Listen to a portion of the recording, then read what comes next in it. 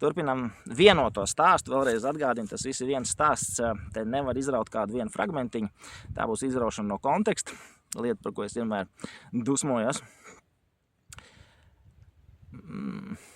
8. jūnijā 2025. gada 8. jūnijā vasarsvētkos draudzes Ventspils Baptistu draudzes čatā parādījās video ziņojums no manis, ka es aizēju no Ventspils Baptistu draudzes. Es arī minēju, ka man ir veselības problēmas. Un tas bija varbūt arī emocionāls, vismaz man personīgi tas bija emocionāls video. Un kādi cilvēki tajā brīdī varēja tā kā, kas notiek? Kāpēc tā?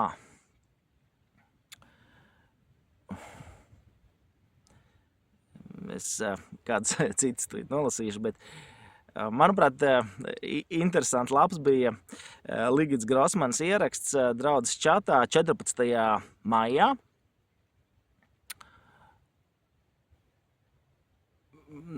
Pārveidošu to tekstu, ir kāds kļūdas, manuprāt, ir visa draudze jau nezina patiesos faktus, viņa raksta. Visa draudze tiešām nezina visus faktus. Un tāpēc es kādus faktus mēģināšu atklāt. Kā jau es esmu iepriekš minējis, es balstīšos faktos, kas ir pierādāmi, jo ne visu, ko cilvēki runā, viņi var pierādīt, ka tā ir bijis. Un redziet, tas paziņojums 25. gada 8. jūnijā jau nenokrita pats no gaisa. Pēkšņi kaut kas notika. Ja kādam varbūt tas bija pēkšņi, ja viņi nesakoja līdz kādām lietām, bet tāpēc es bišķiņ paskatīsimies atpakaļ. Daži tādi jau atslēgas momenti 25. gadā. 25. gada sākumā es jau skaidri zināju, ka zem manīm rok.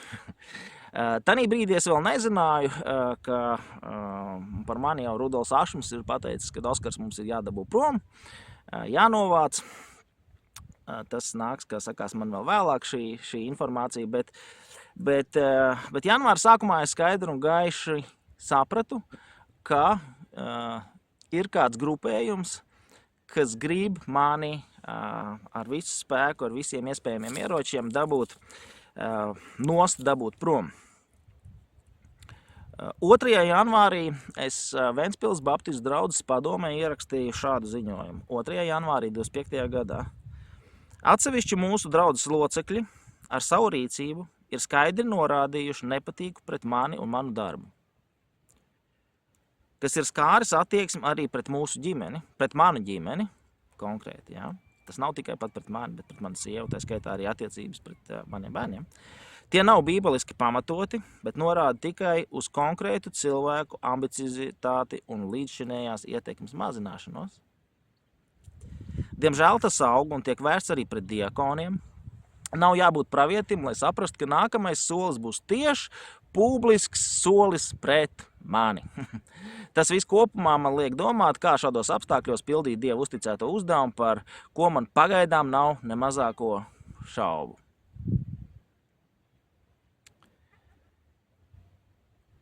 Tas ir 2. janvārs. Nākamais tāds ļoti, manuprāt, svarīgs atslēgas punkts. Un tagad, tāpēc ir svarīgi, kad paiet kāds laiks, mēs varam kādas lietas atskatīties, redzēt, secināt, savilkt šīs kopsakarības. 27. februārī tā laika draudzes priekšnieks, valdes loceklis, Rudolfs Ašmis raksta draudzes čatā. Draudze, lūdzu, aizlūdziet par šī vakara padomas sēdi. Nu, brīnišķīgi. Nu, tiešām tas ir labi, ka cilvēks saka, aizlūdziet par sēdi. Tas būtu bijis ļoti labi, ja katru reizi tā būtu, bet tā bija pirmā un vienīgā reize, kad tāds paziņojums nāk, cik es vismaz atceros. Turpat bija jautājums, vai kaut kas ir tāds traks paredzēts, ka ir jāaizlūdz speciāli par šo sapulci. Un tagad es jau varu skaidri un gaiši saprast un zināt, un ir vairāki fakti un dažādi liecinieki, ka Tā jau bija atstrādāta, izdomāta, režisēta sēde, droši vien Tukuma ielas gaiteņos, kā sakās, ir krušķērs padomāts. Kādi konkrēti cilvēki bija izdomājuši, ko darīsim un kā darīsim, un kādi pēc tam arī tālāk atzīsies, ar ko viņi ir runājuši, sazvanījušies, musinājuši, mulsinājuši, ietekmējuši. Atceramies, okupētas draudzes, ir vajadzīgs izveidot frontes līnijas. Un 27. februārī, tas gan kādam bija tas pirmais šoka moments, 27. februārī 20:37 es ierakstu draudzes čatā, tā bija tā padomas sēde, kad es izgāju un kopā ar mani izgāja arī diakoni Oļegs Kligačs, Normunds Jozēns un Ēriks Matisons. Un es ierakstīju draudzes čatā sekojošu ziņu. Lai jums nebūtu jādzird no citiem, rakstu šeit visai draudzei. Neredzu sev pietiekamu atbalstu no visas padomes puses. Tāpēc 23. martā aicinu pilnsapulci atkārtot izteikt man uzticību vai neuzticību. Tajā laikā mums bija plānots, ka 23. martā mums būs draudzes pilnsapulce, un attiecīgi es lieku pašu galveno jautājumu priekšā, ka ir jārunā par to, vai ir man uzticība, vai arī nav uzticība. Un tad bija sprādziens, pēc tam tie cilvēki man arī pārmet, kā tu tā uzdrošinājies, kā tu tā teici, kā tu tā varēji pateikt. Un beigās es jums pierādīšu, pamatošu to, kad man bija pilnīgi taisnība. Un tagad katrs var domāt, vai bija tajā brīdī jau mana uzticība, vai tieši otrādāk. Uzticība nebija, bet viņa tika maskēta, tika slēpta, tika meklēti dažādi argumenti, kāpēc tā vai kāpēc šādi. Un tad sekoja vismaz divas smagas padomas sēdes, 6. marts, 20. marts, kur es ļāvu sevi pazemot no šo cilvēku puses, kur es centos izlīgt ar šiem cilvēkiem, jo mērķis bija lielāks. Saglabāt draudzi, saglabāt vienotu draudzi, veselīgu mācību. Un tāpēc arī tie, kas piedalījās 23. martā, dzirdēja, kā Normunds Jozēns teica, kad Oskaram bija jānorīja lieli krupi. Jā, es tiešām daudz tos krupus norīju. Šīs sēdes ir ierakstīts, līdz ar to nevajag sekot līdzi un skatīties uz protokoliem, tiem nevar uzticēties, bet ir audio ieraksti par visām šīm sēdēm, un katrs pats vēstures pētnieks varēs to visu noklausīties, iedziļināties, ko kurš katrs ir pateicis, kā ir rīkojies. Bet tas, kas notika 21. martā, 21. martā es pēc pēdējās padomas sēdes, kas bija 20. martā, es dzīvoju pārliecību, ka mēs esam izlīguši. 21. martā es ierakstu sekojošu draudzes čatā ziņu. Vakarā garā, bet ļoti saturīgā un mieru nesošā padomas sēdē vienojāmies, ka šo svētdienu uzticības balsojums par Oskaru Lūsu nav nepieciešams.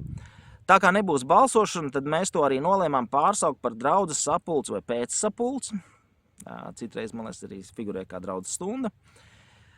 Attiecīgi par pilnsapulces datumu, kurā draudzē būs jāpieņem kādu lēmumu, jāveic balsojumu, mēs vēl vienosimies nākamajās padomas sēdēs. Turpiniet lūgt par draudzi, padomi un katru no mums atsevišķi.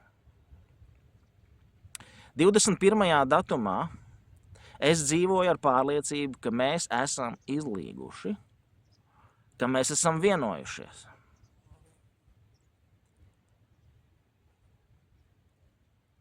Vēl 22. martā vakarā padomas loceklis Andris Uzuleņš uz šī vienotības viļņa, mums bija šis tāds vadmotīvs vienā laivā. Viņš uzraksta padomas locekļiem, kā jau minēju padomas sēdē, ierosina visiem klātesošajiem padomas locekļiem pēc sākuma lūgšanas iznākt priekšā un kopā ar draudzi nodziedāt kopdziesmu Ved mani Dievs. es nebiju vienīgais, kurš domāja, ka mēs esam izlīguši, ka mēs esam norakuši visus kara cirvis un instrumentus, un nu mēs esam vienoti, mēs esam vienojušies, ka mēs kopā darbosimies, centīsimies, mēģināsim ieklausīties, mēģināsim saprast, un mēs esam visi vienā laivā. Es domāju, ka viena no lietām, kas jau bija redzama, Rudolfs Ašmis 23.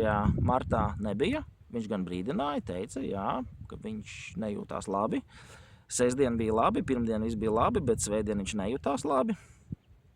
Nevar pārmest cilvēkam, var gadīties, ka cilvēks arī vienu dienu jūtās ļoti slikti. Bet tomēr tas parādīja kādu attieksmi un ļāva, piemēram, Edgaram Lapiņam izpausties, balstoties uz šī.